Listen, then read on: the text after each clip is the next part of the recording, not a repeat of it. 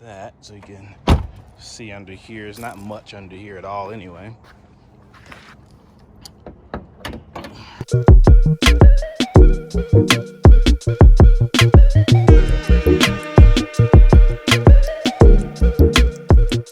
Just want to make this quick video real quick to do an overview of my car and kind of what I've done to it so far and where I plan to take it. So we're gonna jump right into that. All right, so as you can see, this is how it sits today. When I first got it, it did not look like this. So I've added this spoiler, which is a Taman design replica.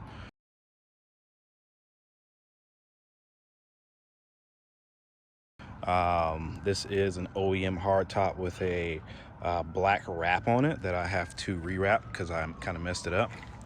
I did purchase some eBay side skirts right here. Oh yeah, my gloss black inky NT03s that I had custom coated.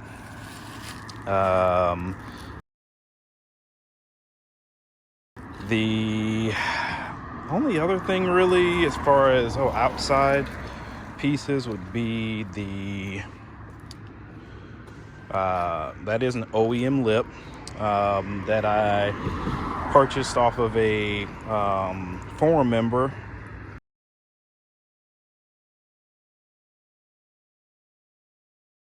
That was cracked, and then I repaired it, then I cracked it again, so I have to repair it again. That's really the only thing on the outside that has been done. As you can see, it is lowered, so it is lowered on TN Flex Z's.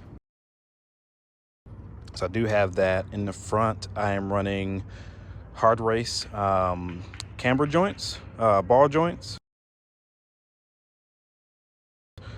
to give me a little bit better alignment adjustability. Not running anything in the rear yet. It's just a little more time consuming and a little more work to get those off because they have to be pressed in to do those roll center adjusters back there.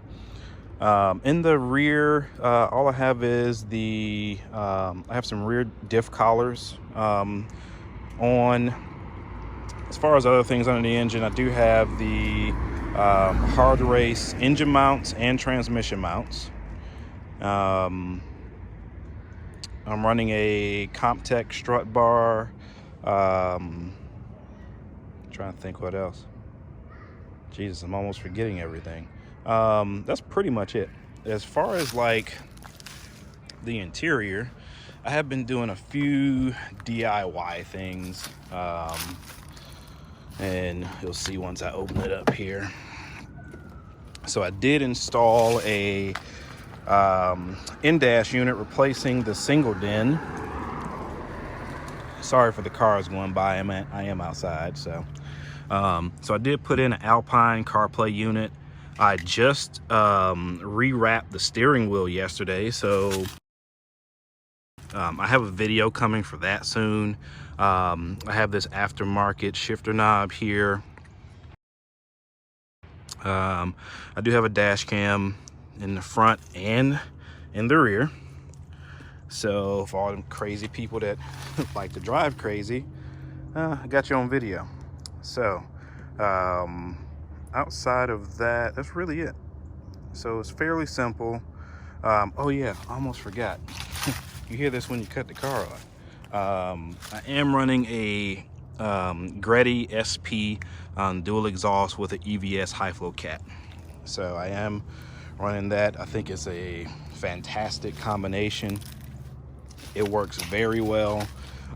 Very low drone, but sounds really good. Has a nice deep tone to it.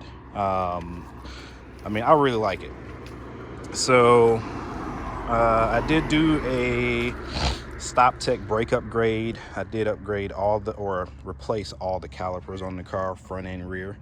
One of the calipers was sticking, I believe, on the driver's side, so I just replaced everything. So I'm running Stop Tech slotted rotors with actually some, I think those are Power Stop's new street compound.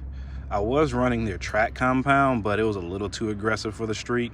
So I decided to switch to their like more aggressive street pad. Sorry, I had a car coming by. I switched to their more aggressive street pad, and that one seems to work a lot better on the street. Less noise, still grippy, still has a lot of life. I've had them on the car for a while now, and the life of the pad is actually pretty good. There's really not too much else. Guess I can open that so you can see under here. There's not much under here at all anyway. So pretty stock, like I say, running a Comptech strut bar or HPS intake tube. Oh yeah, I keep forgetting stuff. And a Mishimoto X-Line radiator. This is their biggest one. It's a 3-row, and I'm running that. So, but outside of that, nothing too crazy. I'm really not going to go too wild with this car. I want to keep it fairly like OEM plus. I love the way it looks. I love the way it drives. But there are a couple of upgrades that I'm probably going to do fairly soon. I do plan to replace the TN Flex Z's with something German, preferably Öhlins DFVs or maybe some KW V3s, which I've had on my cars in the past. I'm either going to repaint this front bumper because it definitely needs it. It has a lot of rock chips, and it is starting to chip here because I think the previous owner had an accident. A very minor accident, but they had to respray, they had to get a new bumper, and the body shop really didn't do a great job. So gonna replace those. Can't really see it, but the headlights do have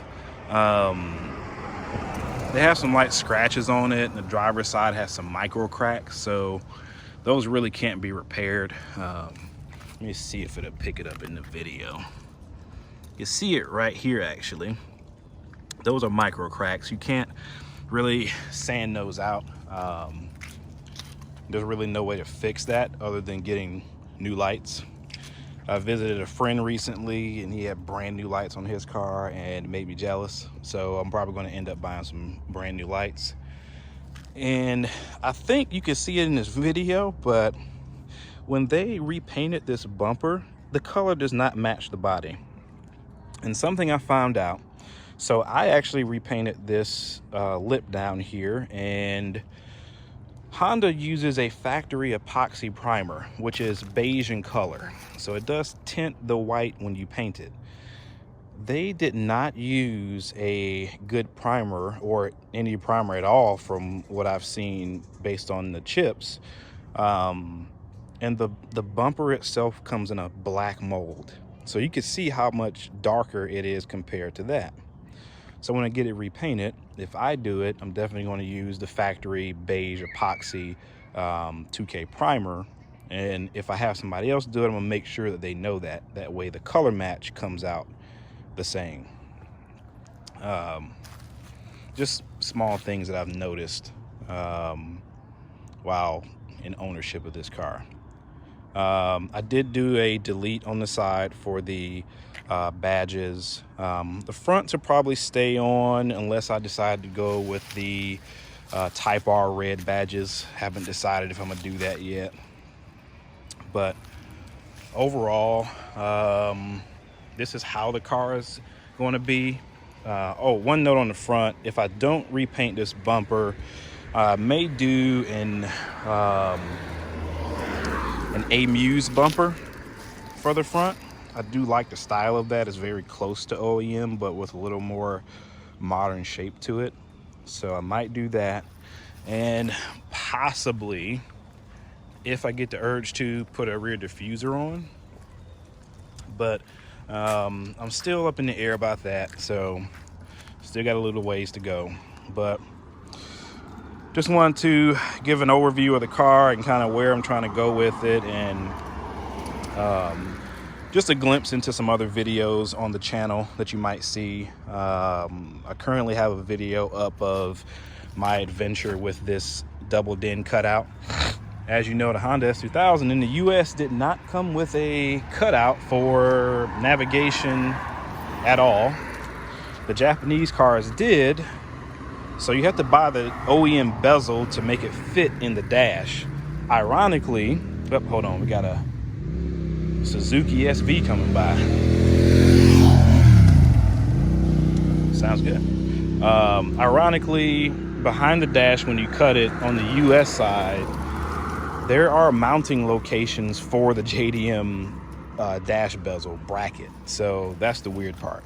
That's really it. Oh yeah, the seats need to be redone because they are in terrible condition. The leather has gotten old and dry and it cracked. So those are getting replaced. Not sure if I'm just going to replace them with reupholstered OEM seats or some Recaro buckets.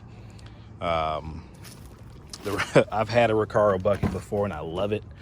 As you can see, seat ripped here, and the driver's seat is just in horrible condition. I also got to replace this because that is terrible as well. And I might cover this headliner for the hardtop in Alcantara. Eventually down the road, I might even cover the dash and the doors and do a full Alcantara interior, but that's much later down the road.